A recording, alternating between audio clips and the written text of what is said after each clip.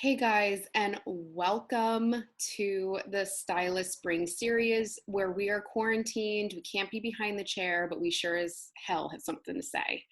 So, I'm going to be honoring a new guest today. Her name is Liv. She's from Nashville, Tennessee, and she is a hairstylist that is curly girl only. So, let's see what we have to talk about, and I hope you have a great time. How are you? Good. How about you? I'm good. I asked you to join me today, and it's kind of like this series that I'm doing that's being recorded of meeting other stylists across the country. I've never met you before at Yeah. all, but I don't know how I got introduced to you. I don't know if it was I found you. I don't know if you were suggested. I don't know who friend requested who, but I'm happy it happens because I really like your style. And I was thinking with this series, um, to reach out to people who I thought had a very particular look to them and had their own flow in this industry that I find can be very bland, to be quite Yeah. frank. Yeah. The curly hair community is really cool because we are at the forefront of all of it and we can make it whatever we want. And I kind of feel like you've done that, and I really Yeah. value that in your work. Thank you. So tell us who you are, where do you live, and a little bit about yourself. I'd love to hear about it. Yeah. So I'm Liv. I live in Nashville, Tennessee. I moved here about 3 years ago from Chicago. And I had lived there my whole life. So once I moved to Nashville, that's when I rebranded myself as a curly specialist. So it's been kind of slowly getting into it, but I think last year was when I really dove headfirst into it. When I moved into my own suite a couple weeks ago, I did basically tell all my clients that were getting keratin treatments that I wasn't going to be carrying that anymore. Right. I was still offering it at my old salon because I was commissioned, so we had it, but I just don't want to offer that service. So I'm very into being environmentally friendly, so that was something that I wanted to do. So now I can kind of be as low waste and vegan as I want. Yeah, I hear that. You don't want to carry the keratin. It's so great Mhm. when you go into business for yourself because then you can make those choices of what you want and don't want. Now, I've seen some of your content making. We talked a little bit last night, and you're a big fan of Canva, I'm assuming. Yeah. I love Canva. Like it's like my boyfriend. Yeah, Um, same. So, and I like some of the stuff that you use to make it. Are you, with your business, are you kind of just like feeling what feels right, or do you already like have your brand kit? Did you already kind of systemize how you want your brand to go, or are you just kind of winging it for right now? I made a vision board, and I've been working with another one of my friends who actually just launched a training program for branding for stylists. Okay. So she kind of worked with me, and she was like, okay, so what do you want your ideal client to look like? What do you want them to enjoy doing? Like, what do they do in their free time? Where do they shop? What do they eat? So I sent her all of that, and then she kind of sent me back like a collage, and she was like, okay, does this look right? And I was like, yeah, like spot That's so on. cool. So it's very kind of sort of vintage rock and roll sort of vibe, I think. Yeah, definitely. But yeah, I've just been perusing through Pinterest and Canva and kind of picking things that speak to that brand. What's your friend's name? Her Instagram is called Secrets to Social Media, and her name's Bree. But All right, big she's shout super out to cool. Bree. Yeah. How have you been juggling your business while we're not physically behind the chair? What are some things you're offering? What are Yeah. some things that you're growing into the idea of? Can you tell us a Mhm. little bit about that? Yeah, so I've been doing virtual consultations, which I know you have as well, and then product delivery. And then I'm really just trying to put out as much video content as I can, just because a lot of my clients have always asked for these things, and now I have time to do it. Right. So, so I find myself posting a lot of videos, and I feel like my feed is turning into just my face, but It's all I've Yes. got. Yep. So yeah. Right. What have you been discovering on the consultations? Are there like myths that you're breaking about like doing hair and not being able to touch it, but you can like, are there things that you're like, wow, no, this is actually doable versus like, Yeah, oh, I have to see you in person in order to do your hair? right. Yeah, because I think before I was so set in like, no, I need to see the hair, like, especially when it's wet and see kind of how it's like accepting water even. But I found that like pretty much every time I've done a consultation and they have bought the product from me, they're like, oh my God, this like completely changed the entire game for me. I'm like, oh, I could do that Right. without touching them. So that's been interesting. But especially moving forward, like I feel like now this has just shown us all that we can expand our clientele even if we can't touch them. Right. So that's really cool. We can kind of help people that we normally couldn't. So, how are you feeling about that being a business owner and being one of the first businesses that are allowed to open up? Honestly, Excuse me. I feel comfortable opening. Excuse me. Bless you. Thank you. Just because I'm in a suite, so it's just me. I was like born and raised in salons that had a really, really strict sanitation routine. So nothing's really going to change. I think that one, hairstylists, we've always been trained to be sanitation. Like we are Yeah, part of the sanitation department. I mean, we have to right. be licensed. We have to renew our license all the time, every 2 years. Mm-hmm. We get random checks by the state. And if we are not up Yeah, to par, we are fined major fees. yeah, We are controlled by the health department. Basically, yeah, that is the Department of Licensing is where we get our license. That's also paired with the health department.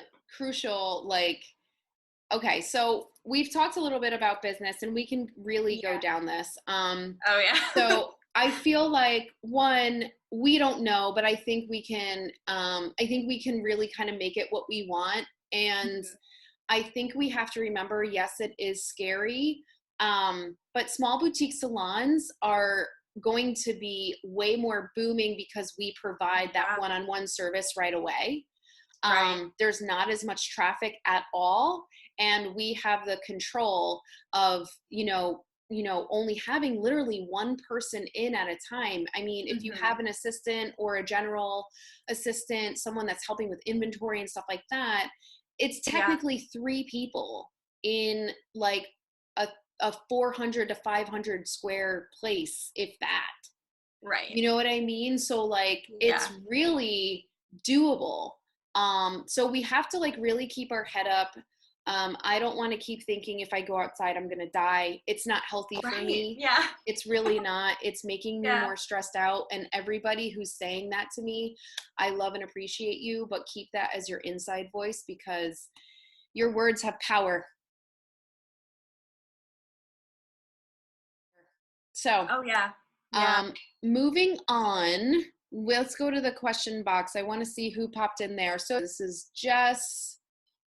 It got cut off. So uh, let's answer the first one. As far as virtual consultations go, are you guys charging a flat rate for a certain time? Liv, do you want to start with that answer? Because I have my Yeah. own as well. Mm-hmm. So I've always charged $25 for a consultation, even in the salon. Um, with the virtual consultations, I'm not treating it the same way that I did in the salon. So in the salon, it would basically act as like a deposit towards their next appointment within 30 days. Um, the virtual consultations, I'm not really offering that just because I have no idea when we're going to be able to get back in. Right. And it's really, as shitty as it is to say, it's my own source of income. So, Mm-hmm. um, so I'm just kind of doing $25 for 30 minutes. I haven't found that I need more than that, but if I do, it would basically be like 25 every 30 minutes. Okay, so what are some, would you mind sharing, like, what are some things that you've done with a client in those 30 minutes that you didn't necessarily know was going to happen, or you reaching out to them beforehand and having a questionnaire and walking them through some stuff so you know what to focus on for that 30? Yeah, so I don't really do any sort of like like meeting with them, I guess. Gotcha. They usually come in with like a notepad of all their questions. Right. So I did one where I basically coached her through like refreshing her hair. And then I did another who was pretty much just asking me for product recommendations. So I just kind of let them treat it however they want and whatever they're looking for in those 30 minutes, they can ask me. Mm-hmm. And I would honestly rather do it that way just because I feel like I have sort of a different answer versus if I had prepared for it Yeah. and like thought too hard.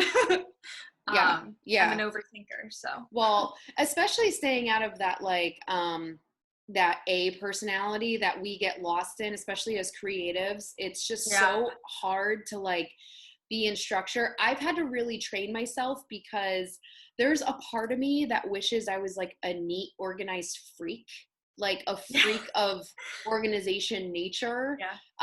I wish I could go into like a home, like a Office Depot and be like, I know everything that I need. I go in that store and I'm like ready to cry.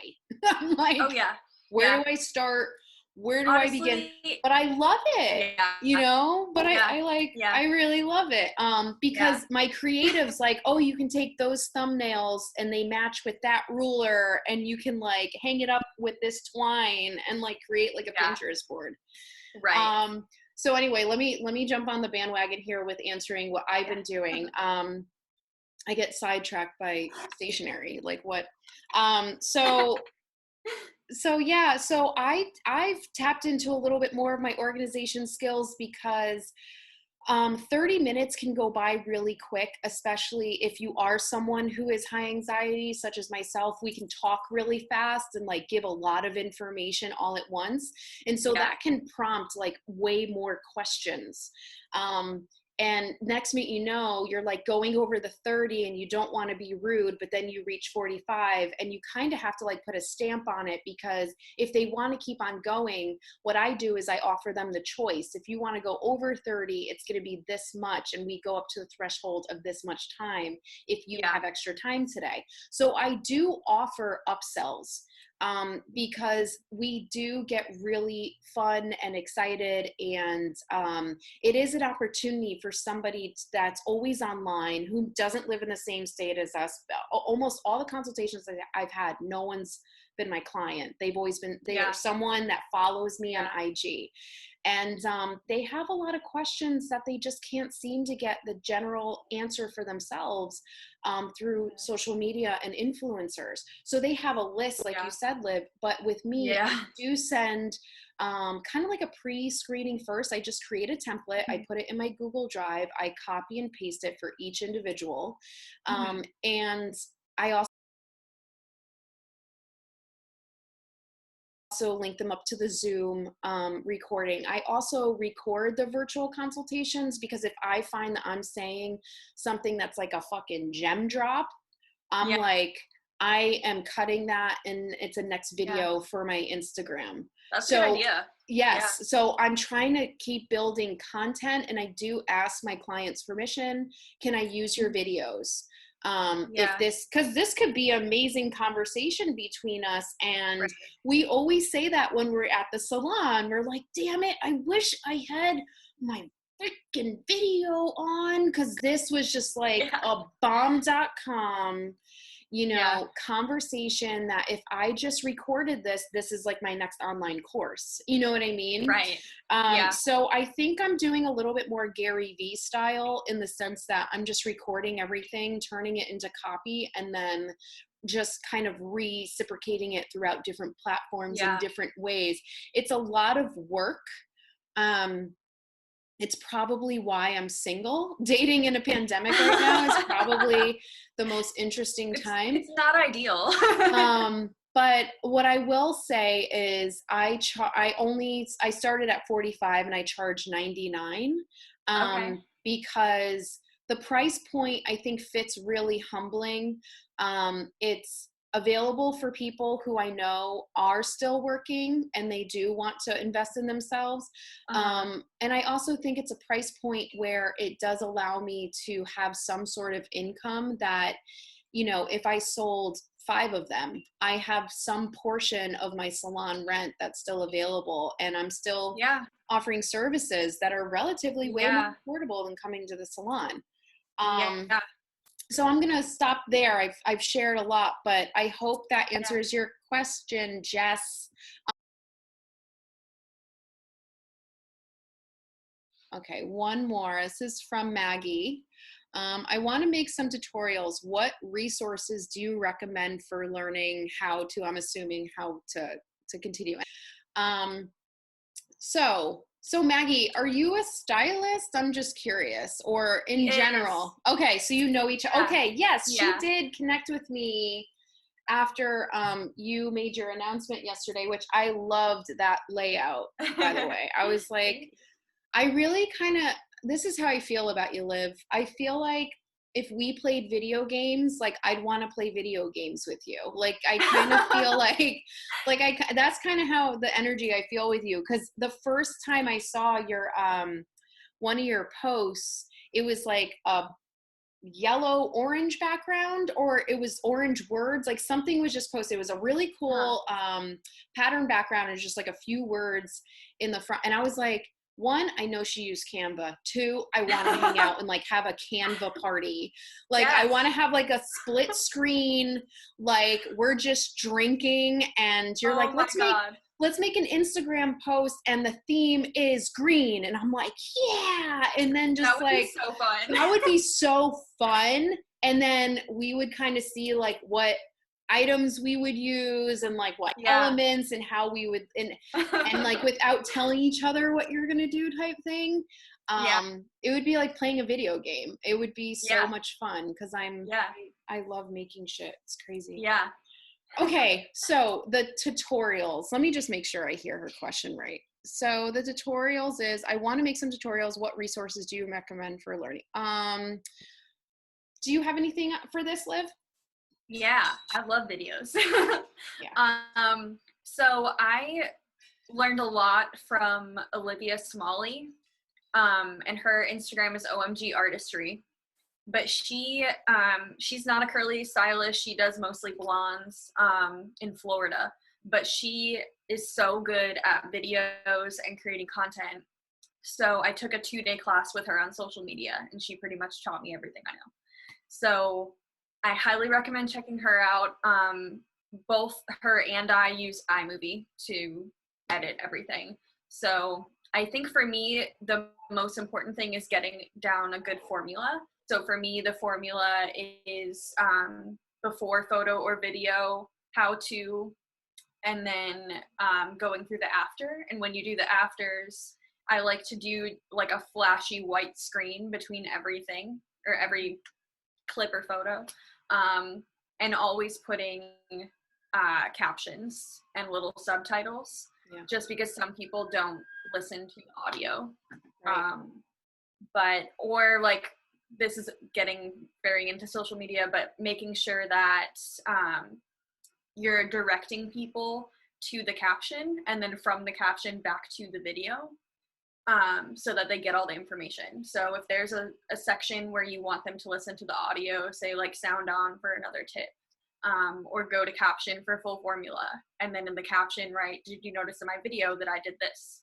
So having a good setup for your formula for the video and the caption is very good, because you have a lot of space that you can utilize even if the video is only 10 minutes long. Right, absolutely. Well, there you go.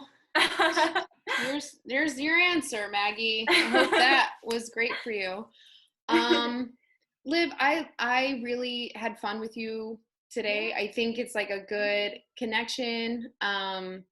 I really like to hear what other people have to say, to just kind of get into the heads of others, because you can be lost in your head for a really long time and not hear any other voices. So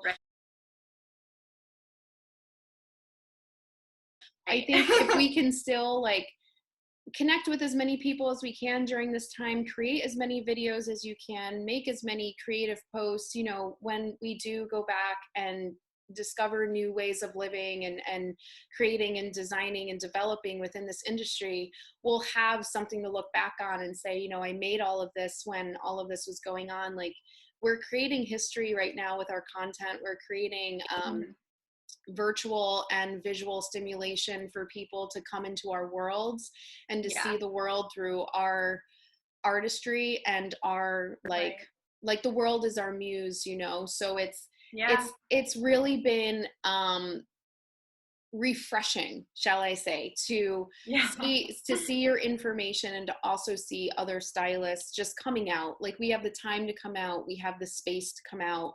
It's not that we never wanted to, it's not that we were hating on influencers behind the scenes, maybe like a little bit, but like not a lot. We will talk shit, but we're not gonna kill your reputation, you know. So I think it's really good to just know that we want to be there for people and we have a lot to offer. So hopefully this will start showing people that we have a lot to offer, and it'll be fun. Absolutely. Awesome. Yeah, this was so much fun. Thank you so much for inviting me. You're super duper duper welcome. All right, ladies, this was Live with Liv.